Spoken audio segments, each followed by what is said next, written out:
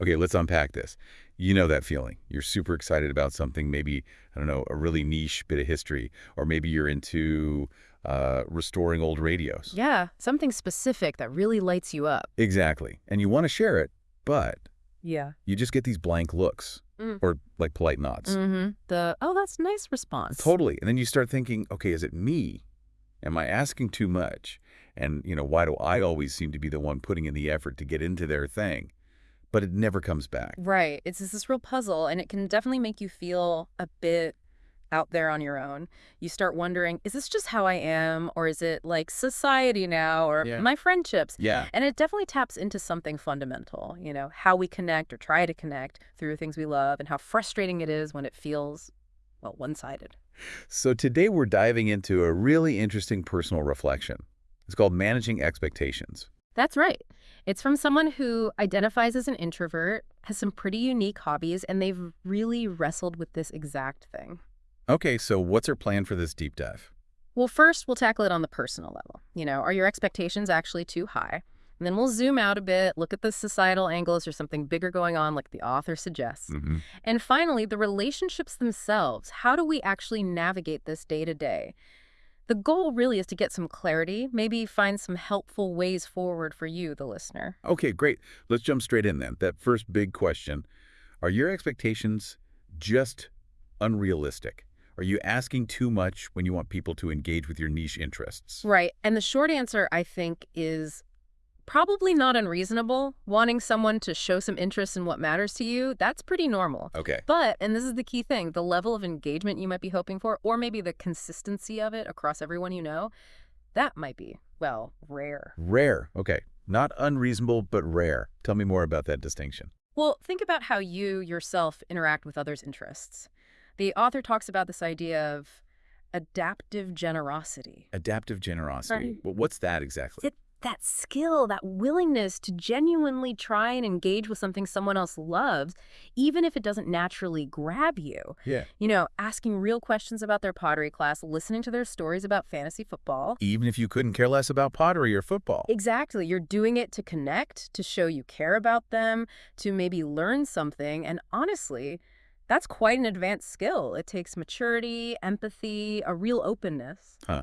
I never thought of it as a skill like that, but yeah. It really is. And maybe, just maybe, you're applying that standard, which is a high standard, to everyone. And not everyone operates that way or has developed that generosity muscle, let's say. Right. So wanting it back isn't wrong, but maybe expecting that same level, that's where the disappointment comes in. That's exactly it. The hurt usually isn't just about them not liking, say, your favorite avant-garde filmmaker. It's the pattern, the consistent lack of them making that effort for you. It feels like they don't see that part of you, or maybe don't value it enough to even dip a toe in. Yeah, it feels like a lack of respect, almost. It can certainly feel that way. And that feeling the author mentions of being the strange one, it's probably less about you being genuinely strange and more about, well, statistics.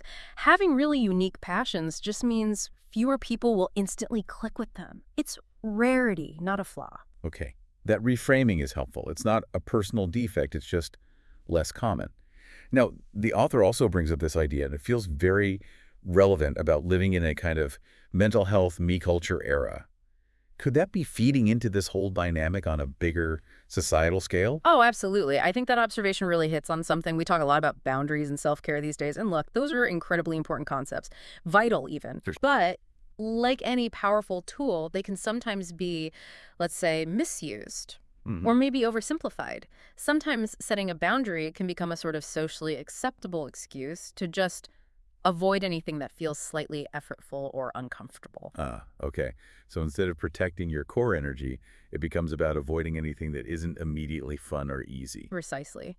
The author draws a contrast with the need to sometimes endure, create bridges, or grow through tension. Real growth, real connection often happens right at the edge of our comfort zone, doesn't it? Yeah, definitely does. And there are a few things in society maybe pushing us away from that edge. Technology is a big one. Social media algorithms, they feed us what we already like, right? Oh, yeah. My feed is an echo chamber of my existing obsessions. Exactly. These preference loops, these bubbles, Yeah. they don't exactly encourage stretching into unfamiliar territory. Then there's this tendency maybe to pathologize discomfort. What do you mean? Like, feeling bored or slightly confused by something new is seen as a sign that it's bad or not for you, instead of just part of the process of learning or engaging with the difference. Right. Instead of leaning in, we back away. We back away and add to that a dose of hyper-individualism, where personal preference is king.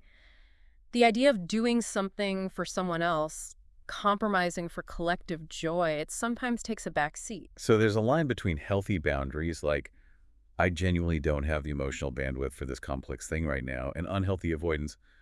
Sounds boring. I'm out. Exactly. And it seems we might be, as a culture, losing a bit of that knack for finding joy in difference, or the satisfaction of stretching ourselves because someone we care about is passionate about something. That ability to just try. Yeah, that willingness to invest even a little bit of effort, it's a relational glue, and maybe it's getting less sticky. Which brings us neatly to the relational level. Yeah. Given all that, is it actually fair to expect this reciprocity from people in our lives? Well, is it fair to want it? Absolutely.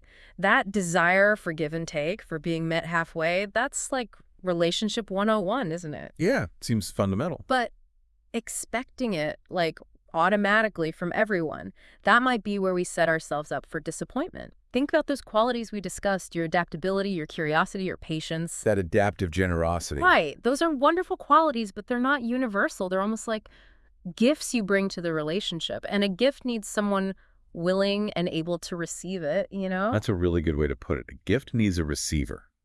So when they don't engage, it feels like more than just rejecting the hobby. It feels like they're rejecting a part of you. Because our interests, especially the deep ones, they are part of us. They shape how we see the world. Totally. So the advice here isn't really lower your expectations across the board or stop wanting connection. It's more about maybe placing those expectations more strategically. Okay, strategically. So where do we place them? Who do we share these niche parts of ourselves with? Well, the author suggests focusing on people who've already shown they can be open and curious. Maybe they don't love your specific thing, but they've shown they can engage with things outside their norm before. Right. Look for the track record of openness. Exactly. And also, actively build or find communities around your passions, online, offline, whatever works. That's where you'll find people who get it intrinsically. Shared enthusiasm is powerful. Makes sense. Find the fertile ground. Find the fertile ground and maybe accept that. Look, not everyone in your life needs to connect with every single part of you. Some relationships are built on different foundations. Shared history, mutual support, other shared interests. It doesn't have to be everything all at once with everyone. Okay. But it feels like there's still something deeper going on here. The author talks about digging down another layer. What's really driving this intense desire? Yeah, and this is where it gets really interesting, I think.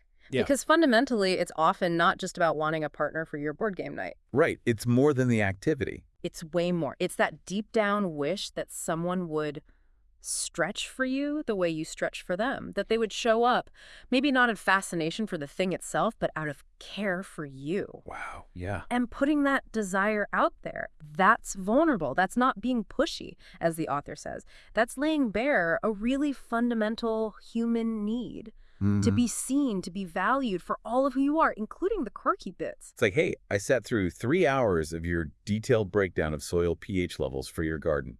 Could you maybe listen to this one weird podcast episode I love? Exactly. And the author has this great phrase, the invisible labor of the adaptable. Ooh, I like that. Invisible labor. Yeah, all that effort you pour in, being open, being patient, finding the interesting angle in their thing, translating your thing to make it accessible, it often goes completely unnoticed. Totally unseen. Which naturally makes the lack of reciprocity sting even more, because your generosity wasn't even registered, let alone returned. And that other phrase, loneliness as a side effect of depth, that one hit me. The more passionate you are, the more alone you can feel, if no one around you even tries to get it. Precisely. The sadness isn't just, oh, they don't like my hobby. It's often the perceived unwillingness to even try, to even peer into your world for a moment.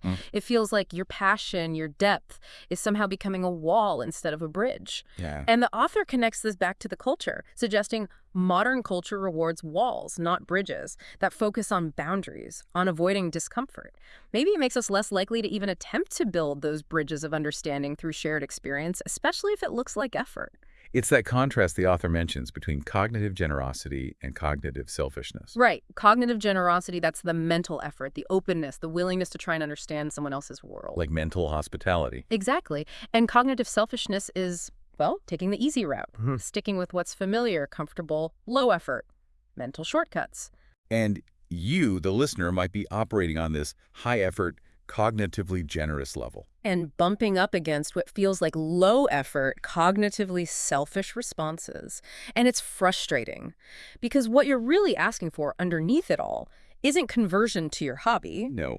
It's curiosity. It's meeting halfway. It's just an acknowledgement that your world, your passions are interesting enough for a brief visit. And when that doesn't happen, It feels like a hit to your dignity, doesn't Yeah. it? Like the message is, we'll only meet you on our terms in our comfort zone. wow, okay, this is digging deep. So understanding all that, what does the author suggest we actually do? What's the path forward?